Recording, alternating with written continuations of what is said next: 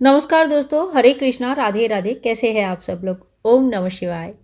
Welcome back to व्रत विधि उपाय। आज के वीडियो बहुत खास है और बहुत ज़्यादा रिक्वेस्टेड भी है कि हमें प्रदोष व्रत शुरू करना है तो कब से शुरू करें, कितनी व्रत रखना है, व्रत रखने का प्रॉपर नियम क्या है, पूजा कैसे करें, कब करें, इत्यादि बहुत तरह का क्वेश्चंस जो है ना आ रहे हैं। तो चलिए प्रदोष व्रत के बारे में संपूर्ण जानकारी ले लेते हैं। प्रदोष व्रत सबसे अच्छा होता है जब हम सावन के महीने से शुरू करते हैं, लेकिन महाशिवरात्रि आने वाली है 8 मार्च को और इस दिन प्रदोष व्रत भी है। तो एक अद्भुत संयोग, बहुत ही अच्छा दिन है, तो आप उस दिन से प्रदोष व्रत शुरू कर सकते हैं। वैसे भगवान शिव जी की किसी भी व्रत को शुरू करने के लिए सभी मुहूर्त अच्छा माना जाता है, यानी कि जब जागो तब सवेरा टाइप का जो है ना नियम है कि जब भी आपको मन करे कि कोई भी व्रत आप भगवान शिव जी के नाम पे उठाना चाहते हैं तो आप उठा सकते हैं। पूजा का नियम चलो बता देते हैं। भगवान शिव जी को सफ़ेद चीज़ें बहुत ज़्यादा प्रिय होते हैं, इसीलिए जब भी आप पूजा करेंगे सफ़ेद चीज़ों का ज़्यादा से ज़्यादा व्यवहार करें।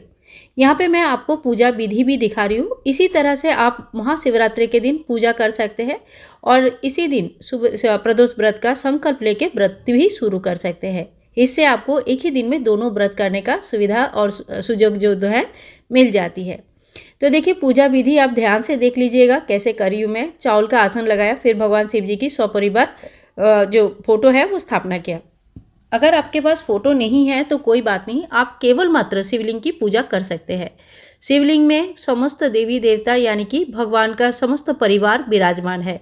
भगवान गणेश जी, माँ पार्वती, भगवान शिव जी सब शिवलिंग के अंदर ही विराजमान है। तो आप सिर्फ शिवलिंग की पूजन भी कर सकते हैं। प्रदोष व्रत की पूजा जो है ना शाम के समय की जाती है, यानी कि प्रदोष काल में किया जाता है।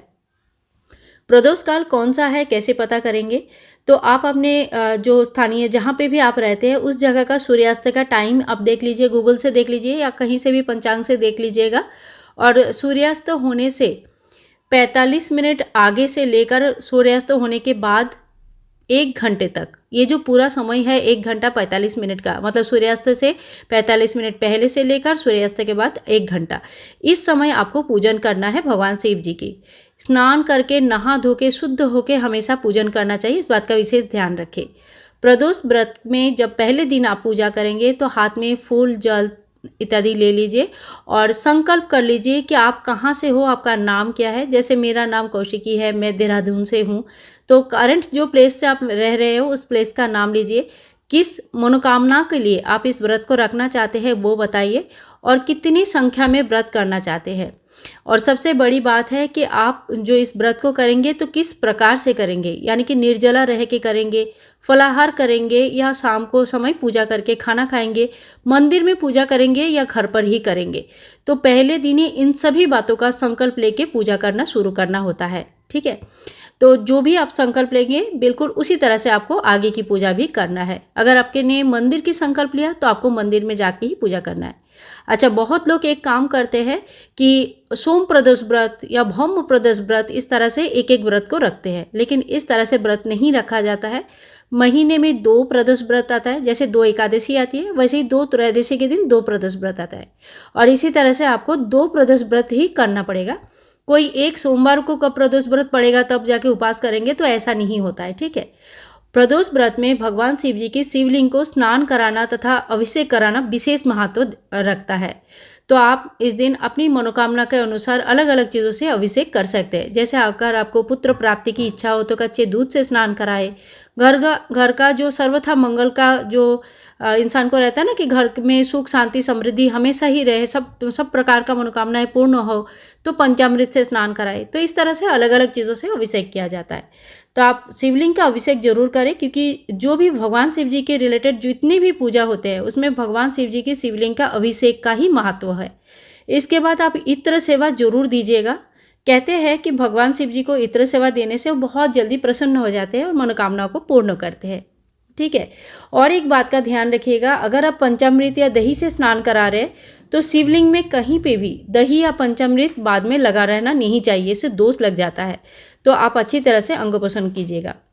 इसके बाद देखिए आप चंदन लगाइए, एक बेलपत्र लीजिए, बेलपत्र में चंदन लगाइए और फिर शिवलिंग को इसके ऊपर विराजमान करें। अगर आपके पास बेलपत्र नहीं है तो आप एक प्लेट में चंदन से स्वास्तिक बनाने के बाद शिवलिंग को विराजमान कर सकते हैं। भगवान शिव जी पुरुष तत्व के प्रतीक होते हैं।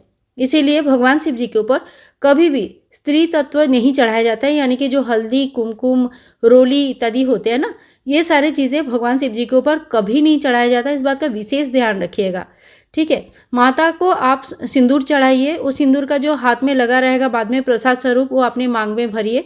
ये एक बहुत अच्छा उपाय है, आप जरूर कर लीजिएगा। प्रदोष व्रत में आप कोशिश कीजिएगा कि एक अखंड दीपक, मतलब जब भी आप पूजा करेंगे प्रदोष काल में, एक दीपक आप प्रज्वलित करें। ये रात भर अगर जलती है तो कहते हैं कि मनोकामनाएं बहुत जल्दी पूर्ण हो जाता है। तो एक अखंड दीपक आप जरूर प्रज्वलित करें। अगर आप मंदिर में भी पूजन कर रहे हैं तो आप वहाँ पे भी मिट्टी का एक बड़ा सा दीपक लेके जाइए और वहाँ पे दीपदान कर सकते हैं, ठीक है। इसके बाद देखिए, गणेश जी को हम सर्वप्रथम पूजा करते हैं तो सब गणेश जी को दुर्वा घास बहुत प्रिय होता है और बिना गणेश जी की पूजा किए कोई भी पूजा संपूर्ण होता नहीं है। तो दुर्वा घास, लाल फूल यानी कि कोई गुलाब के फूल मिल जाए या गुड़हल के फूल मिल जाए तो भगवान को चढ़ाया जाता है। माता पार्वती को भी लाल फूल चढ़ाया जाता है। ये सब अगर आपको मिल जाता है तो अच्छा है, नहीं भी मिल पाती है तो देखो साल भर आपको गेंदे के फूल मिल जाता है तो आप गेंदे के फूल भी चढ़ा सकते हो। भगवान शिव जी को इसी तरह से सफ़ेद फूल बहुत प्रिय होते हैं। नीलकंठ की फूल भी उनको बहुत प्रिय होते हैं। तो अगर आप प्रदोष की व्रत कर रहे हो तो 1-2 दिन पहले ही आप ये सारे सामान का व्यवस्था कर लीजिएगा।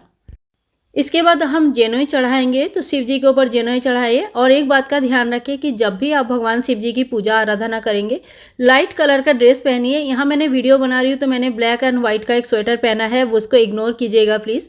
क्योंकि जब भी आप सीरियसली पूजा करेंगे, क्योंकि आज प्रदोष व्रत नहीं है, मैं सिर्फ आप लोगों के लिए वीडियो बना रही हूँ, तो आप लोग जो है ना white, of white, yellow, light pink, इस तरह का जो ड्रेसेस होता है लाइट कलर्स का, ये पहनिए। काला वस्त्र धारण करके कभी भी शिव पूजा नहीं होती है, इस बात का विशेष ध्यान रखिए। छोटे छोटे बात है लेकिन इस सभी का आपको ध्यान रखना जरूरी है। इसके बाद देखिए, जो बेलपत्र हम चढ़ाएंगे, इस बेलपत्र में आप ओम लिख सकते हैं, ओम नमः शिवाय लिख सकते हैं और राम राम लिख सकते हैं। तो कुछ ना कुछ आपको चंदन जरूर लगाना चाहिए और पीछे से जो लंबी वाली डंठल होता है वो थोड़ा सा काट लेना चाहिए। इस तरह से भगवान शिव जी के ऊपर उल्टा करके बेलपत्र चढ़ाया जाता है। प्रदोष व्रत में बेलपत्र चढ़ाना बहुत शुभ माना जाता है। अब साल भर तो बेलपत्र मिलती नहीं है, कभी कभी ऐसा होता है कि एक भी नहीं मिल पाती है। ऐसे में आपको जब भी, जैसे अभी शिवरात्रि आ रहे हैं तो आपको काफ़ी सारे बेलपत्र मिल जाएंगे। इस समय आप बेलपत्र को ले लीजिए और देखिए, बेलपत्र 6 महीने तक शुद्ध माना जाता है और बार बार इसको धो के चढ़ाया जा सकता है, ठीक है। तो इस बात का ऐसा नहीं कि बेलपत्र एक बार चढ़ा दिया तो नहीं चढ़ेगा। इसको सुखा लीजिए, चूर्ण बना लीजिए और साल भर आप यूज़ कर सकते हैं। इसके बाद भगवान शिव जी की प्रिय वस्तुएं जो भी आपको मिल जाता है, जैसे धतूरा, धतूरा के फूल, आंकड़े के पत्ता, आंकड़े के फूल और बेल वगैरह, और साथ साथ में देखिए समी की पत्र अगर आपको मिल जाता है तो ये सारी चीज़ें भगवान शिव जी को बहुत प्रिय होते हैं। प्रिय सामान जब चढ़ाया जाता है तो भगवान तो खुश होंगे ही ना, तो उस हिसाब से आपको जो भी सामान, प्रिय सामान मिल जाता है आप चढ़ाइए। आप चाहे तो घर पे एक समय का वृक्ष लगा सकते हैं, वृक्ष यानी कि पौधा छोटा सा, घर पे बहुत बड़ा वृक्ष तो नहीं लगाया जाता है। और समय के वृक्ष का जो है ना पूजन आपको करनी है हर शनिवार के दिन, और पत्ते आप भगवान को चढ़ा सकते हैं। इसके बाद आपको अगर थोड़ा सा भांग मिल जाता है, पूजा के शॉप में मिल जाएगा, शिवरात्रि है, ये सारे सामान आपको आसानी से मिल जाएगी, तो भांग शिवलिंग में चढ़ाइए। ध्यान रखें, भस्म और भांग, अभी मैं भस्म चढ़ा के दिखा रही हूँ आपको। भस्म और भांग ये पूरे शिव परिवार के ऊपर नहीं चढ़ती है, ये केवल मात्र शिव जी के ऊपर चढ़ता है। फिर फागुन की महीना है तो हम गुलाल चढ़ाएंगे। इसके बाद अभ्रक यानी कि आबिर भगवान को बहुत प्रिय है, तो आप थोड़ी सी फूल में लगा के, थोड़ी सी ग्लिटर्स जैसे आता है, उसको चढ़ा सकते हैं। ये जो व्रत होता है फलाहारी व्रत होता है, इसमें भोजन करने का कोई नियम नहीं है, लेकिन अगर आपके स्वास्थ्य ठीक नहीं है तो पूजा के बाद आप एक अनाज का भोजन बिना नमक का कर सकते हैं। यानी कि जैसे खीर बना लिया तो खीर का आप भोग लगा सकते हैं, खीर से हवन कर सकते हैं और उसके बाद उसी खीर से अपना मतलब रात का जो डिनर है वो कर सकते हैं, मतलब पूजा के बाद आप खाना खा सकते हैं, ठीक है। व्रत कथा के बिना तो देखिए कोई भी पूजा पूर्ण नहीं होता है। व्रत कथा आप चाहे तो किसी गूगल से पढ़ सकते हैं, इंटरनेट से पढ़ सकते हैं, अपना कहीं से सुन सकते हैं, नहीं तो इस तरह का जो बुक आता है ना जिसमें प्रमुख व्रत त्यौहार के दिए रहते हैं, इसमें भी प्रदोष व्रत का व्रत कथा दिया हुआ रहता है। तो आप यहाँ से भी प्रदोष व्रत का व्रत कथा पढ़ें, और जब भी व्रत कथा पढ़ेंगे कोशिश करना कि कम से कम उतने टाइम पे घर के सभी लोग अगर साथ में है तो ज़्यादा अच्छा माना जाता है। क्योंकि शिव परिवार का आप जब पूजा कर रहे हो तो शिव परिवार जब आपके परिवार को देखते हैं तो ज़्यादा अच्छा उनको लगता है और आशीर्वाद करते हैं। तो इस तरह से आप बहुत ही सरल विधि से पूजन कर लीजिएगा।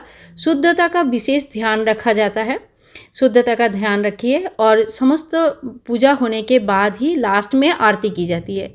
आरती सबसे पहले गणेश जी को दिखाइए, माता पार्वती को दिखाइए, कार्तिकेय भगवान जी को दिखाइए, फिर शिव जी को दिखाइए, और साथ में नंदी बाबा, सर्प महाराज जो भी है आपके पास उनको भी आरती दिखाइए। ठीक है।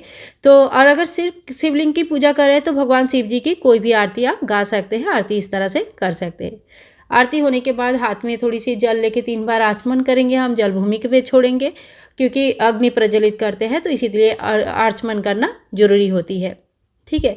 तो प्रदोष व्रत के बारे में संपूर्ण जानकारी मैंने इसमें दिया है। और पूजा होने के बाद आप कोई भी एक अनाज का मीठा भोजन कर सकते हैं। नमक खाना मना होता है, लेकिन तबीयत अगर ठीक नहीं है तो आप सेंधा नमक का कोई एक चीज़ बना के खा सकते हैं। लेकिन देखिए, खीर और पूरी दोनों एक साथ नहीं खाया जा सकता है, क्योंकि 2 अलग अलग अनाज हो जाता है। तो इस जो चौकी है यह आपको उसी दिन नहीं हटानी है। प्रदोष काल में पूजा होने के बाद अगले दिन यहाँ से पूजा करने के बाद ही आप चौकी को हटाइए। और जो भोग प्रसाद है प्रसाद स्वरूप ग्रहण कर सकते हैं। जो बेलपत्र है इसको धोकर आप रख सकते हैं, दोबारा यूज़ कर सकते हैं। बेलपत्र बासी नहीं माना जाता है, लेकिन फिर फूल जो होता है ना, फूल दोबारा यूज़ नहीं होती है, उसको खाद बना दिया जाता है। तो देखिए, इसी तरह से हमें पूजन करनी है। एक और बात बताती हूँ कि अगर आपको बिल्कुल भी बेलपत्र आपके यहाँ पे नहीं मिलती है, कभी नहीं मिलती है, तो आप जो है ना पीतल का या तो फिर चांदी का एक बेलपत्र बना के रख सकते हैं। भगवान शिव जी की आराधना करते हैं तो इस तरह का एक बेलपत्र बनाइए। इसको अच्छी तरह से, देखिए लास्ट टाइम जब मैंने चढ़ाया था इसमें चंदन लगा हुआ है, इसको अच्छी तरह से आप धो के साफ़ कर लीजिए। मैंने तो यहाँ पे पोंछ दिया है खाली, तो आप धो के साफ़ करके दोबारा इसमें चंदन लगाइए, चाहे ओम नमः शिवाय लिखे, चाहे तो राम राम लिखे, और फिर भगवान के ऊपर ये चांदी का बेलपत्र भी चढ़ा सकते हैं साल भर के लिए। ठीक है। तो आप इस तरह से भी चीज़ें कर सकते हैं। इसके बाद देखिए, सबसे एक मतलब बहुत बड़ा जो उपाय है बोल सकते हैं कि भगवान शिव जी के नाम से आपको एक माला जप जरूर करनी चाहिए। अगर ये माला जप आप मंदिर में कर सकते हैं तो बहुत अच्छा है, लेकिन साधारण गृहस्थ के लिए हमेशा ये संभव नहीं होता है, तो आप घर पर कर लीजिएगा। जब भी माला जप करेंगे एक आसन में बैठ के कीजिए, मतलब बार बार उठना नहीं है। जब तक आपका 108 मंत्र जप नहीं होता है, नहीं उठनी है। मैक्सिमम आप कितनी भी नंबर, मतलब 11 माला जप कर सकते हैं, 21 माला जप कर सकते हैं, लेकिन कम से कम एक माला तो करना चाहिए। और अगर कहीं आपका कोई, इसलिए आप पूजा कर रहे हैं कि कोई बीमार है, बहुत ज़्यादा बीमार है, क्रॉनिक कोई बीमारी है, ठीक नहीं हो रहा है, तो इस केस में आप महामृत्युंजय मंत्र का जप जरूर कीजिएगा। महामृत्युंजय मंत्र आपको इंटरनेट में कहीं पर भी मिल जाएगा, भगवान शिव जी के जो बुक्स आते हैं उसमें भी मिल जाती है। ठीक है। नहीं मिल पाती है आप मुझे कमेंट कीजिएगा, मैं आपको डिस्क्रिप्शन बॉक्स में दे दूँगी।